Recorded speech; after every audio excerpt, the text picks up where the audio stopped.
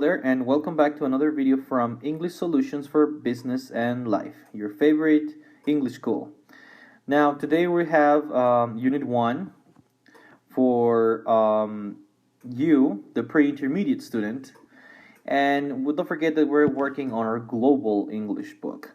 This time around, we're going to be covering the vocabulary for the unit. Let's begin. And well, today we'll talk about the following. We'll be talking about 4 items. We'll try to browse through them real quick. The first one is describing people. I'm going to go over some adjectives to describe a person's personality and looks.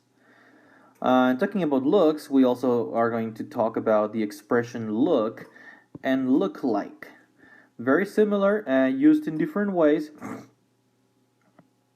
Sorry. The next one, people we know, people that we have in our lives. Some of them are friendly, some of them may or may not, etc. And different. We will talk about different degrees of, how can I say, intimacy. I can call it that. And the last one, expressions with touch. There are some expressions we used, or we're going to use, using the word touch. Alright, so let's begin. Describing people. We have only 6. We have 1 and their contrary. Of course, there are more. I tried to use some of the ones that you probably either don't know or don't use very often. Because, you know, the tall, short, pretty, ugly. Those, I mean, we learned those in school. Well, we think we learned them, but sometimes we don't even do that. Yeah, let's correct that. I didn't want to use I didn't want to use the same we always use. All right, so I expect you to repeat after me. Please repeat: slim, slim, slim, overweight, overweight, overweight. So, what the difference between slim and overweight? Don't forget that they are opposite. Slim is a thin person, a person who does exercise, a person who is has a good metabolism. And an overweight person is someone who doesn't do exercise, maybe. The person who doesn't eat very well and has some extra kilograms on them. Maybe a few, or a lot. It doesn't actually tell you, but you have to be more specific. The next one is outgoing, and its opposite is introverted, introverted.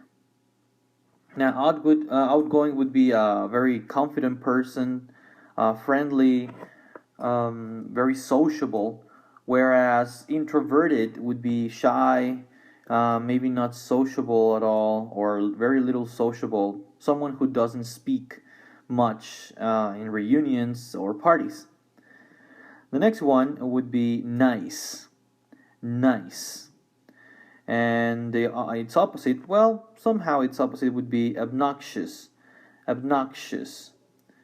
Alright, now the difference between nice and obnoxious is a nice person is someone who is agreeable, someone who is good to see. You feel comfortable with that person. It's really easy to talk to or have a conversation with.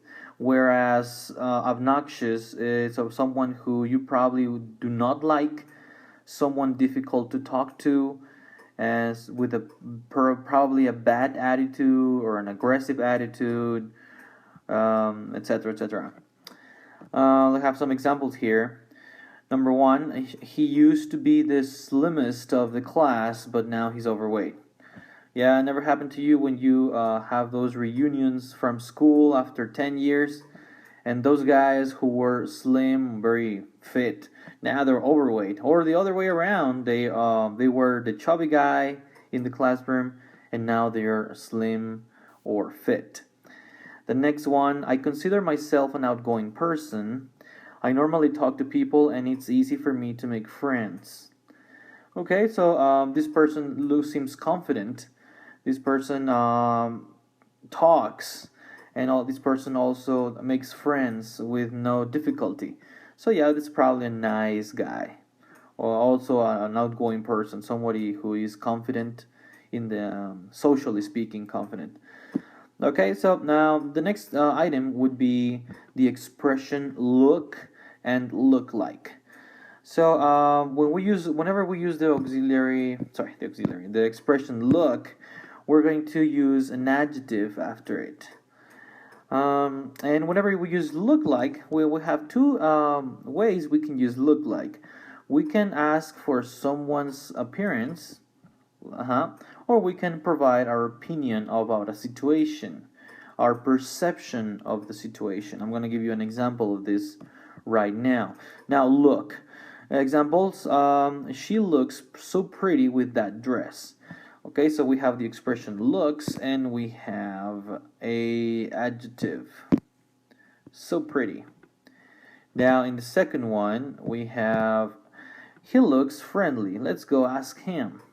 Okay, so now we have looks here, the expression we're talking about, and we have friendly, our adjective.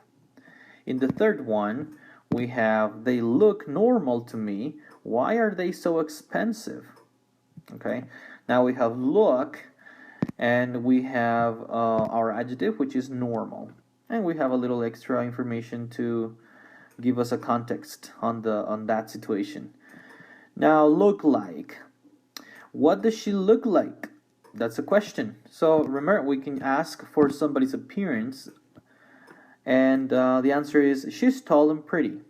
Now notice that in the question I use look like, but in the answer I use the verb to be. So that's the way it is. In the question, whenever you ask with look like, your answer will always be the verb to be. And in this case, she is tall and pretty. Now the next one and final, it looks like you had a bad day. Now we have the expression looks like. But we're not talking about somebody's appearance. We're talking about the perception we have about the situation. And that perception is that you had a bad day. Maybe the person looks angry. Maybe the person looks depressed. Maybe the person has a face of being defeated or not happy at all. Let's move on to the next item. People we know. That's the next item. I have these people that you are surrounded by at work or at home or in your general life. So let's begin. The first one is coworker. Coworker, and a coworker is a person you work with, a person that has the same status that you do. Maybe the person in the next office. If it's a teacher, another teacher would be your coworker. Yes. Now the next one is neighbor. Neighbor.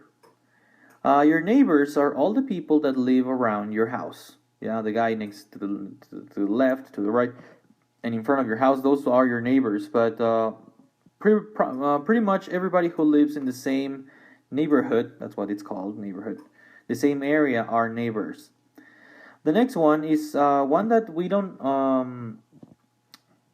one we use a lot, but we almost never remember, and that is acquaintance. Acquaintance. Takes a little to pronounce, but an acquaintance is not your friend, but it's not somebody you don't know at all. Not a friend, not a stranger. It is a person that you know, that you probably talk to, but it hasn't reached the status of a friend. For example, you ask your friend to have a beer with you, but you don't ask an acquaintance to have a beer with you unless you try to make it a friend. Yes, somebody you sometimes talk, maybe small talk, etc., etc. The next one would be spouse. Spouse. Your spouse is either your wife or your husband. Oh, husband. Yes, that is the person you married and the person you live with. So it could be for for a woman or for a man. So it has no gender.